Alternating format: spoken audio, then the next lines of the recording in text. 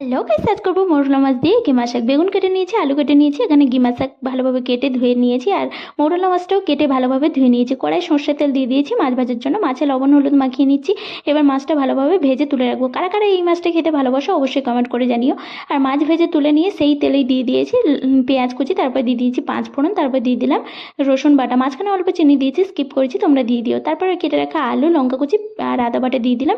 তারপরে আলুটা ভালোভাবে ভাজা হয়ে গেলে কেটে রাখা বেগুনগুলো দিয়ে দিলাম পরিমাণ মতো হলুদ গুঁড়ো আর পরিমাণ মতো লবণ। এক হাতে ফোন নিয়ে আর এক হাতে রান্না করছি, তার জন্য একটু সমস্যা হচ্ছে, প্লিজ মানিয়ে নিও। তারপর ভালোভাবে ভাজা হয়ে গেলে কেটে রাখা শাকগুলো দিয়ে দিলাম।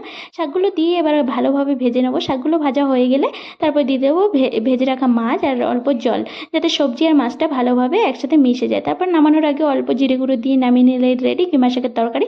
যা কারা কারা এই গিমা শাকের তরকারি খেতে ভালোবাসো অবশ্যই কমেন্ট করে জানিও। আর এইভাবে একবার বানিয়ে খেয়ে দেখো, অসাধারণ লাগে। রেসিপিটা ভালো লাগলে লাইক কমেন্ট শেয়ার করে দিও। টাটা।